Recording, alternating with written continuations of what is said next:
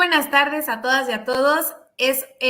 Muy buenas tardes, esperamos que estén pasando una muy bonito día. Bienvenidos a este espacio que es una colaboración con la plataforma de Agenda MX y la Dirección de Comunicación de la Ciencia de la Universidad Veracruzana. Yo soy Alexa Mendoza, soy egresada de la Facultad de Biología de la Universidad Veracruzana y estudiante también del posgrado en el Instituto de Ciencias Marinas y Pesquerías, también perteneciente a esta casa de estudios. Y bueno, me da muchísimo gusto estar con ustedes en un programa más de ¿Qué te cuento? Ojalá que si andan navegando por su red social favorita y se animen y se encuentran con esta transmisión, se animen a quedarse durante todo el programa porque el día de hoy te vamos a contar sobre un tema relacionado con la interculturalidad, que es el tema que vamos a estar abordando durante este mes de junio, porque también es el tema que lleva la revista La Ciencia y el Hombre, que les invitamos a que la busquen. Está disponible de manera gratuita en las redes sociales de la Dirección de Comunicación de la Ciencia. Y bueno, te vamos a contar esta semana sobre un tema que todos hemos disfrutado porque cumple la función de entretenernos, pero también de representarnos. Por eso el tema del día de hoy es unidos y diversos en la pantalla grande. Y para contarnos sobre este tema, tendremos a nuestro invitado de honor, el doctor Raciel Damón Martínez Gómez, del Centro de Estudios de la Cultura y la Comunicación de la Universidad Veracruzana. Y como cada semana, además de nuestra sección de entrevista, tendremos también la sección de Te Cuento Mi Ciencia. Y bueno, antes de iniciar nuestra sección de entrevista, les voy a dar un pequeño anuncio bastante interesante que ojalá muchos de los que estamos aquí lo puedan tomar en cuenta, porque la Dirección General de Difusión Cultural y la Dirección de Comunicación de la Ciencia convocan al 8º concurso universitario de divulgación de la ciencia, que es este año 2022, con una historieta a la ciencia. El objetivo es fomentar el interés por vincular el quehacer científico con diversas modalidades de divulgación entre la comunidad universitaria. Y esto creando espacios para que la Universidad Veracruzana impulse el interés y ponga al alcance de la sociedad el conocimiento científico de la forma más asequible. Y bueno, si ustedes quieren participar en esta convocatoria, les invito a que vean los pasos que deben seguir para participar en las redes sociales de la Dirección de Comunicación de la Ciencia y más específicamente en la página web. Y bueno, ahora sí, vamos a dar inicio con nuestra sección de entrevista. Te recuerdo que el tema del día de hoy es Unidos y Diversos en la pantalla grande, con nuestro invitado especial, el doctor Raciel Damón Martínez Gómez, del Centro de Estudios de la Cultura y la Comunicación de la Universidad Veracruzana. Les voy a contar un poquito sobre su semblanza, porque él es doctor en Sociedades Multiculturales y Estudios Interculturales por la Universidad de Granada, en España. Maestro también en Tecnología Educativa por el Instituto Latinoamericano de la Comunicación Educativa y licenciado en Ciencias Técnicas de la Comunicación por la Universidad Veracruzana. Es miembro del Sistema Nacional de Investigadores Nivel 1, así como perfil deseable PROMEP. También es docente en la especialización en estudios cinematográficos con perspectivas teóricas de cine y taller de crítica cinematográfica, y en la maestría de estudios de la cultura y comunicación, así como crítico de cine desde hace 35 años. Es autor de 14 libros, ha publicado artículos científicos y de difusión, ensayos en revistas y capítulos de libro en Estados Unidos, Brasil, España e Inglaterra, así como en medios académicos nacionales también. Bueno, pues vamos a enlazarnos con él para platicar un poco más sobre este tema del día de hoy. ¿Qué tal, doctor? Muy buenas tardes, bienvenido. Hola Alexa, pues mucho gusto, gracias por la invitación.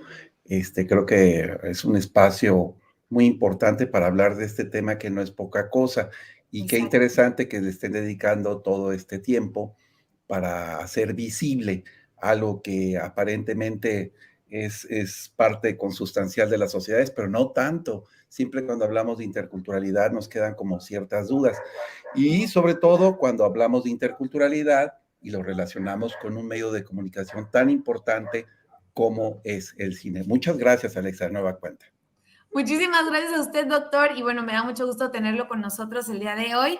Voy a hablar un poquito sobre el tema que vamos a abordar, que es justamente la interculturalidad, hablando sobre, pues, en este país, qué tan unidos y qué tan diversos somos.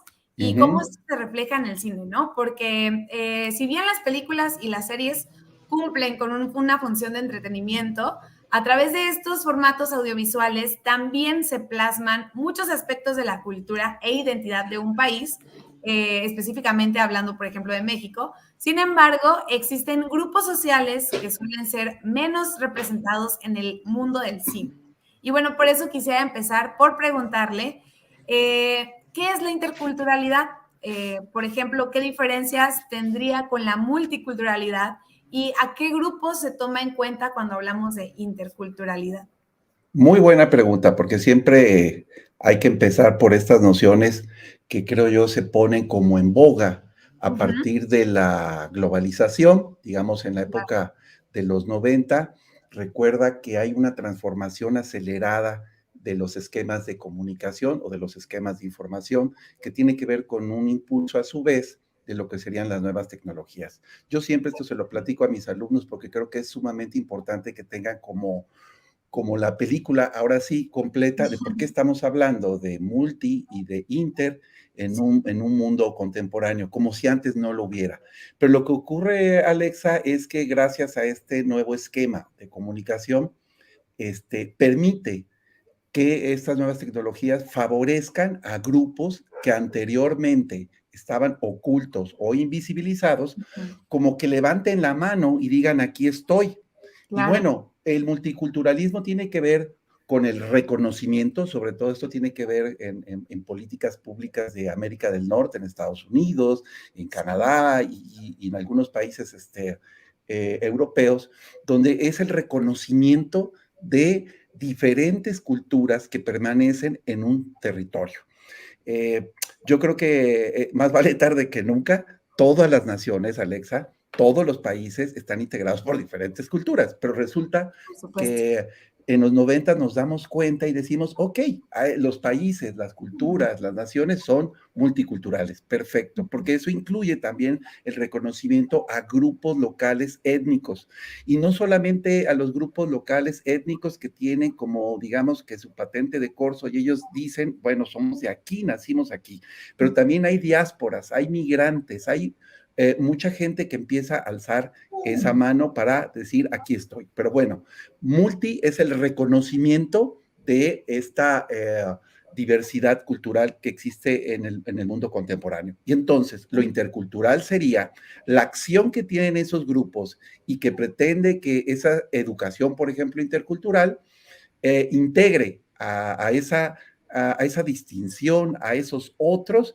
en Ujú. una relación que sea totalmente equitativa y que esté permeada por, sobre todo, un respeto a la diferencia. Eso sería Ok, multi e intercultural.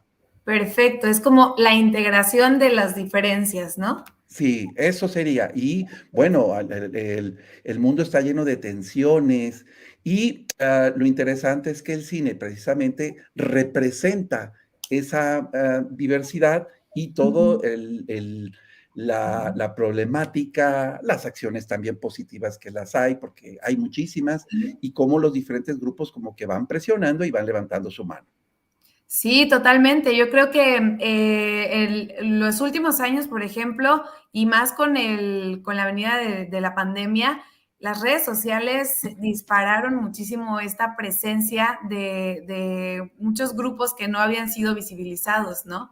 Sí, claro, Eh, las redes sociales, perdón, Alexa, son sí, fundamentales, el Internet, para hacer visible, pues, elementos, culturas, grupos. Si tan solo pienso lo que ocurrió en el caso mexicano en concreto, en ujú, 1900, a la mitad de los 90, 1994, aparece el Ejército Zapatista de Liberación Nacional, con esta consigna de hacer visibles a las culturas indígenas en el sureste mexicano.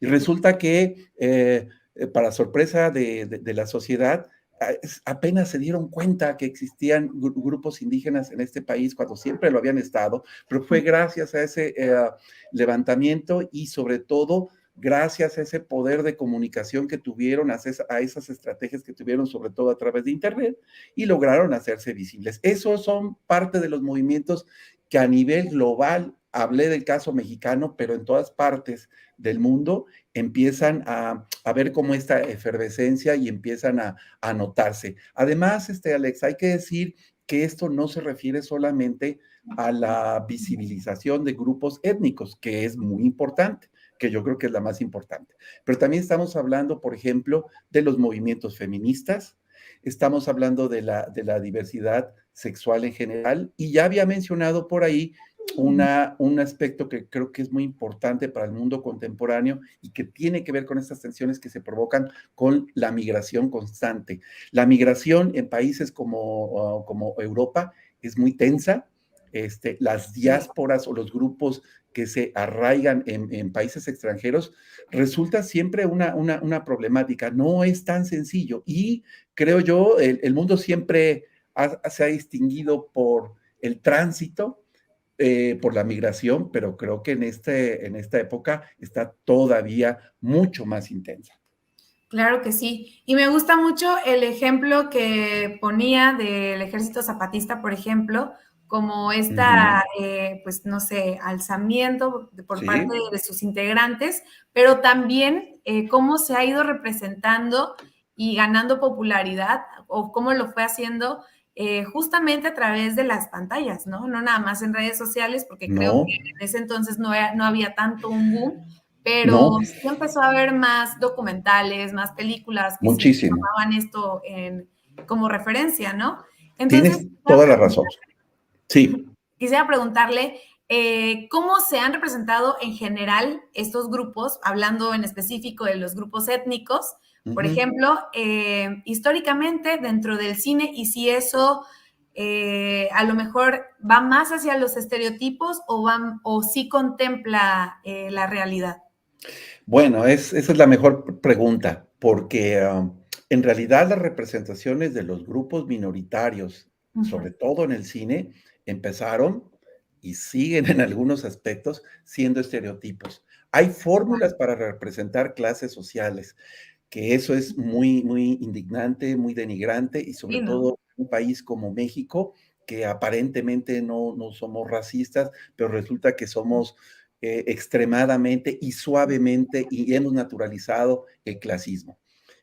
Yo creo que los diferentes grupos no han tenido el protagonismo que han tenido otros grupos, ¿no? Los grupos blanqueados, los estereotipos que vienen de Hollywood, esos son los que han tenido como el centro de la narrativa. Mucho se ha discutido al respecto y que lo que interesa es que esos personajes que permanecían al margen, permanecían como títeres, inclusive la propia mujer subordinada al papel de los hombres, de pronto tienen o cobran una relevancia tal que se vuelven protagonistas de las historias. Y estamos hablando, por ejemplo, de una película como El Jardín del Edén, de Mariano Varo, también del 94, 95, yo la recomiendo mucho, esta película de Mariano Varo, mexicana, que está situada en Tijuana. Y es súper interesante porque los personajes principales son mujeres, y también son grupos étnicos, y ahí lo que se discute, Alexa, es algo que tenemos que discutir aquí, no solamente hoy, sino debe ser tema del mes, que tiene que ver con la identidad. Los procesos identitarios hoy en día son fundamentales porque se va moviendo la identidad. La identidad ya no es esa que responde a un tiempo y a un espacio determinado. Hoy en día la identidad, el sentido que tiene la gente de la vida, se construye desde diferentes opciones. Y hoy en día, ustedes, que tú eres muy joven, Alexa, construyes tus procesos de identidad de una manera muy global, no solamente nacional, sino Claro. tienes elementos de todas las culturas, de todas las épocas, y armas una especie de collage de chilatole para que nos entienda la audiencia, o más bien de Sí, mole, porque el mole tiene más ingredientes, y sí. entonces en esos procesos identitarios nos encontramos con cosas sorprendentes. Y bueno, yo quisiera, por ejemplo, decir que hay una película como Roma de Cuarón que Ujú, pone en el centro precisamente a esos grupos vulnerables, a los indígenas. Y claro. es muy interesante porque la película de Roma hace visible algo que yo siempre he discutido, ese clasismo de terciopelo que hay en México de hacer menos de naturalizar la presencia étnica como servidumbre, que eso me parece muy denigrante. Eso es lo que ocurrió, por ejemplo, en las telenovelas de Televisa, y que Sí, aquí en Roma hace muy patente. Me gusta mucho cómo plantea de una manera, yo diría que hasta elegante, porque Alfonso Cuarón es un excelente narrador cinematográfico, y nos pone a este personaje en esas como contradicciones, en esa cultura de una mujer que viene de una etnia y que va a una gran ciudad y que empieza a acomodarse en los 70 en una ciudad que aparentemente era moderna. Todas esas tensiones creo que de alguna u otra manera, Alexa, se van modificando y vamos teniendo mayor presencia de esos grupos y como que va variando. Tenemos películas donde ya aparecen los personajes homosexuales. Hace poco sí. tuvimos en la plataforma de Netflix una película que yo creo que es muy importante, que se llama El baile de los 40 o 41, ya no recuerdo, que es el episodio este famoso de que hubo una redada en la época de Porfirio Díaz y que los castigan por ser homosexuales, y entre ellos había familiares del propio Porfirio Díaz. Entonces, para que vean el tamaño de la intolerancia que ha tenido esta sociedad, que no ha sido fácil y que insistiría, Alexa, es un ir y venir, es como una permanente tensión en tratarle de dar voz, de humanizar, de hacer más complejo esos grupos que a veces, como tú bien dices, permanecen en el anonimato o peor, permanecen como enclaustrados en estereotipos. Sí, totalmente. El tema de la película Roma, por ejemplo, ¿qué le parece? ¿Cree que sea como un arma de doble filo esta representación de la imagen de los actores que se utiliza? ¿O es mejor porque se acerca a una realidad? Bueno, tú acabas de dar en el clavo porque pues, esto parece como un boomerang, ¿no? A veces dices, bueno, ya se posiciona y después ya hay gente que criticó mucho a la actriz porque Sí. de alguna u otra manera va persiguiendo también como el rol cosificado de las actrices. Pero bueno, no sé.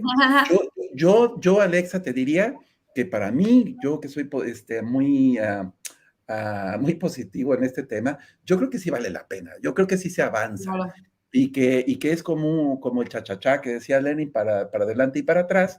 Ujú. Creo que sí hay como una acción mucho más positiva de que se hagan visibles, de que se gane el respeto. Obviamente en redes sociales, con este libertinaje que tenemos, hay de todo, ¿no? Hay ofensas y demás, pero yo creo que sí abonan, es un granito de arena. Seamos positivos en este sentido, porque una película como Roma va ubicando a este tipo pues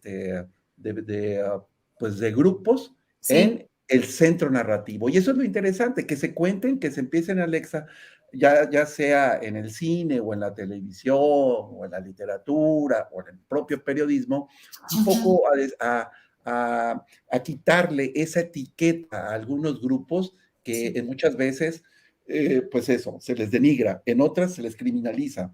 Sí. Y entonces lo que hace falta en este mundo, yo creo que precisamente es al revés. Vamos a tratar de entendernos todos, pero no con esos niveles de prejuicios que tenemos, Sí. porque el prejuicio no solamente es contra los grupos étnicos, nosotros de repente tenemos prejuicios contra otro país.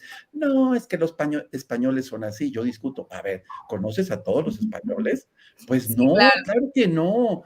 Tenemos que tener puentes para poder entendernos, y yo creo que un país como México con tanta diversidad, pero a veces yo veo como que me quedo como con deudas porque siento que no somos el país cosmopolita que quisiéramos. Sí. Bueno, tiene como toda la oportunidad precisamente para poder tender puentes hacia otros grupos.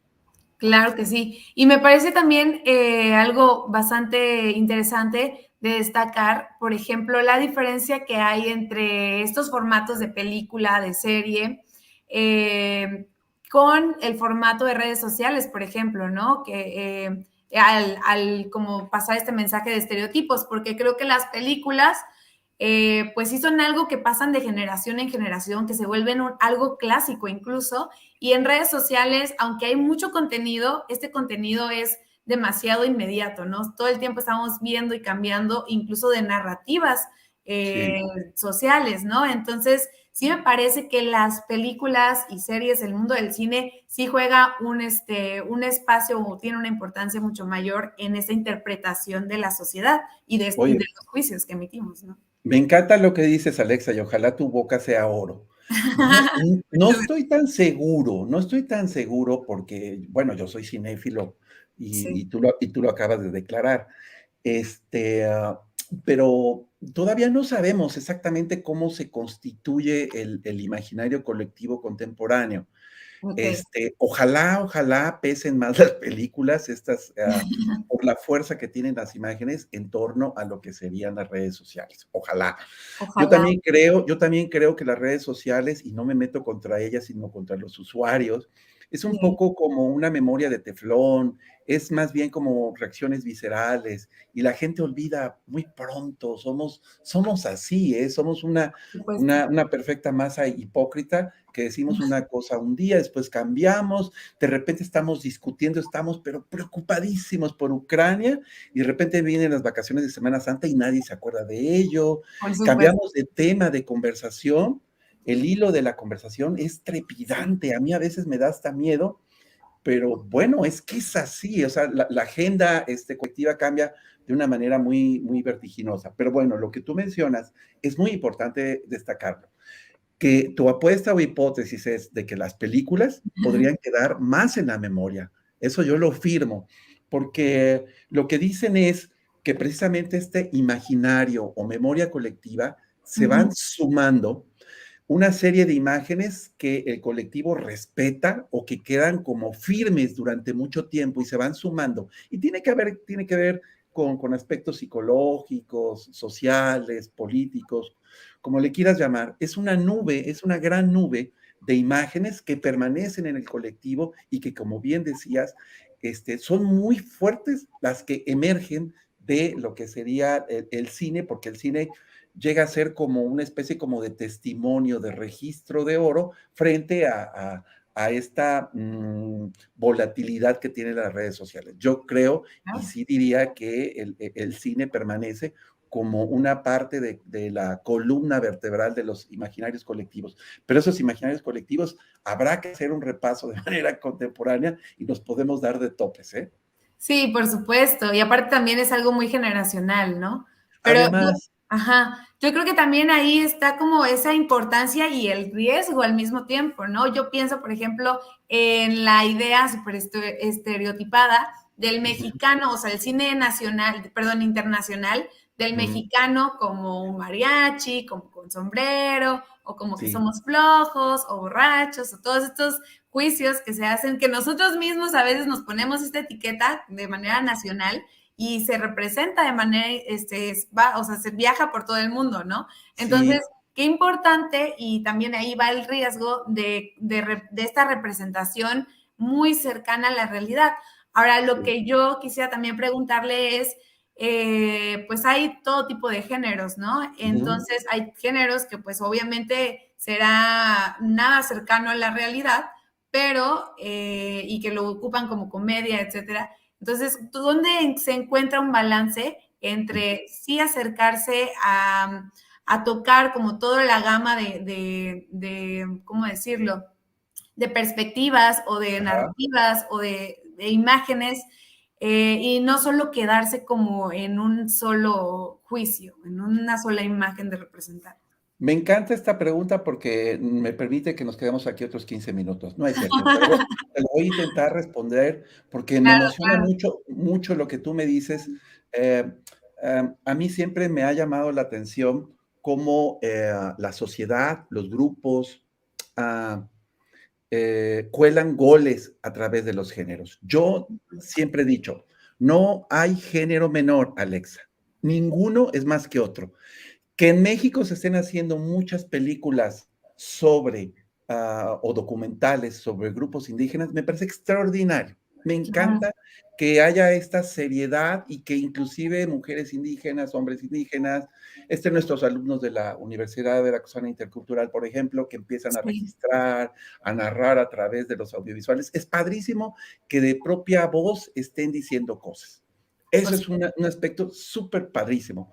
Pero también es importante que los géneros contribuyan con un grano de arena. ¿Por qué? Porque el género, a pesar de que puedas tú decir, bueno, es que es una comedia boba y no sé qué y no sé cuánto, pero tienen una influencia total tremenda. Por supuesto, sí. Este aspecto de entretenimiento no está reñido con esta posible concientización del enfoque intercultural. Yo creo que la comedia, por ejemplo, la comedia ligera podría vincularse a estos aspectos interculturales y Ujú. tener como esa oportunidad de colar estos goles, estas intenciones que me parecen novedosas. Y lo veo, por ejemplo, en todos los discursos de Pixar, de Disney. Ahí es donde son películas, por favor, de un gran formato, son Claro, películas superproducciones que llegan absolutamente a todos. Y es muy interesante que ahí empieces a ver personajes como Moana, el propio Coco, que es una sí. película que pone en el centro una tradición mexicana. A mí me da mucho coraje que nosotros se nos fue la oportunidad de tener Sí. una película de esa naturaleza y tuvo que venir Pixar, Disney a decirnos qué creen, su cultura es maravillosa. Y yo, buenísima onda. Pero bueno, a lo que voy es que Sí. imagínate en este formato, en este género de dibujos animados de una película totalmente industrial con una mercadotecnia impresionante, logra hacer visible la cultura mexicana, la tradición mexicana. Entonces, el género también te permite eso. El género te ayuda mucho. Te ayuda a esto a visibilizar y bueno, también obviamente te ayuda a destruir, a arruinar culturas. Pero Sí. yo creo que hoy en día va ganando la corrección política, como que las grandes casas cinematográficas, las grandes productoras, perdón, Ujú. sí se dan cuenta de esto, sí se dan cuenta de que hay un público al cual pues puedes Con más llegar. juicio, ¿no? Ujú. Claro, y entonces a mí me da la impresión de que ellos son los primeros que saben que hay esta necesidad de hacer visibilización y que a ellos no les importa porque, pues bueno, está padre y además van a ganar muchísima audiencia. Es muy interesante este jaloneo que se dan, de tensiones entre la gran industria y lo que sería la corrección política de la interculturalidad, porque Coco es un ejemplo de ello, ¿no? Por supuesto, sí, qué importante y qué buen ejemplo también. Doctor, pues me gusta mucho todo lo que nos platica. Yo creo que en contenidos, por ejemplo, en plataformas como Netflix, por ejemplo, que Ujú, es la que yo más utilizo, ujú. ya hay bastantes narrativas, por ejemplo, pensando en películas románticas, ¿no? Ya las Sí, películas románticas ya no son nada más de parejas heterosexuales, por ejemplo. Se no, puede abordar un género incluyendo a estas minorías, ¿no? Incluyendo claro. también la gama de géneros sexuales, de personas de diferentes etnias. Entonces, creo que ahí está como la riqueza. ¿O cuáles cree usted, perdón, que serían los retos que tienen los productores y directores para crear ese tipo de contenidos con más inclusión? Bueno, yo creo que hay varios retos, ¿no? Hay que seguir empujando, hay que hacer mucho más historias, pero que tampoco terminen en nuevos estereotipos. Yo creo que ese es uno de los principales retos, que tampoco Okay. por hacer visible algo, se haga caricatura de los otros, ¿no? Entonces, Sí, sí creo que tiene que haber un balance. Yo no creo que un grupo vulnerable que esté en el centro de una narrativa deba de ser narrado positivamente. No, lo que debe de ser narrado es de una manera totalmente veraz. Y entonces, equilibrada y humanamente, vamos a encontrar ahí cosas que vamos como equilibrar. No sé cómo llamarlo. Yo creo que sí es como muy importante. Cuando tú mencionas tu plataforma de Netflix, pienso también que a lo mejor tú también, seguro también, pero toda tu generación está como muy ligada al discurso de los superhéroes. Por ejemplo, Marvel sí tiene este asunto de la corrección política, que a diferencia de DC Comics, que son los que tienen a Batman, que hacen películas, pues digamos, un poco más duras o más complejas, en el caso ujú, de Marvel llegan pero yo creo que las películas llegan a otros planetas porque tienen un arraigo impresionante. Y me llama la atención que utilizan la corrección política. Personajes mujeres ya tienen en Marvel. Un personaje de raza negra, pues por supuesto que está Pantera. Y así tienes una serie de personajes que estaban como en la orilla y empiezan a estar en el centro.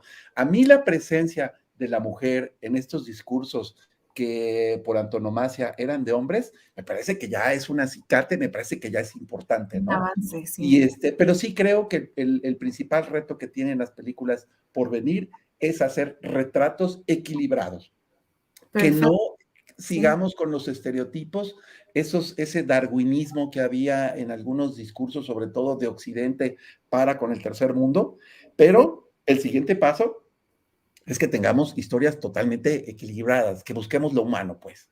Claro que sí. Doctor, pues muchísimas gracias. No sé si tenga algo más que comentarnos para concluir con esta entrevista. La verdad es que yo también me podría quedar otros 15 minutos aquí hablando de este Sí, tema, no. Pues pero muchas bueno, gracias. Gracias, Alexa, por el espacio. Una disculpa por la tecnología, pero ya se dieron sí, cuenta no se preocupe. que no tiene palabra de honor, siempre te Así es. traiciona en el momento oportuno, pero no se perdieron de nada. Creo que la foto que puso Tomás está mucho más padre que mi presencia. Esa foto me gusta mucho. Muchísimas gracias y Perfecto, pues doctor. los Pues felicito muchísimas por esto. gracias. Un gusto compartir este espacio con usted y aquí estaremos para cuando guste regresar.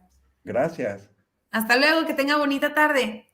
Perfecto, pues esa fue nuestra sección de entrevista y a continuación vamos con la sección de Te cuento mi ciencia. Ahora es el turno de José Luis Landa Ochoa, él es del doctorado en ciencias agropecuarias. Vamos a ver qué nos preparó.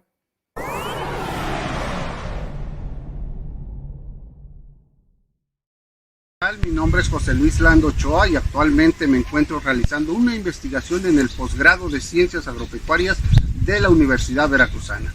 En esta investigación consiste evaluar los diversos agroecosistemas cafetaleros asociados de la región de Coatepec. Con este estudio se pretende conocer los beneficios que nos brindan los agroecosistemas cafetaleros desde dos ámbitos diferentes, el socioeconómico y el socioecológico. En el ámbito socioeconómico nos brindan productos de origen agrícola, principalmente el café, y productos asociados como el plátano, el limón, naranja, macadamia, de los cuales obtienen ingresos económicos y los excedentes son de gran utilidad como productos de autoconsumo familiar. En el aspecto socioecológico son importantes reservorios de biodiversidad, corredores biológicos, purificadores naturales de agua y resumideros de carbón. Por estos beneficios no solo son considerados verdaderos santuarios de biodiversidad, sino que también son fuentes importantes de mitigación del cambio climático. Por esta razón es de gran importancia realizar una evaluación con la finalidad de generar estrategias que favorezcan la conservación de los agroecosistemas cafetaleros en esta región que forma parte de la zona central de Veracruz. Por su atención, muchas gracias.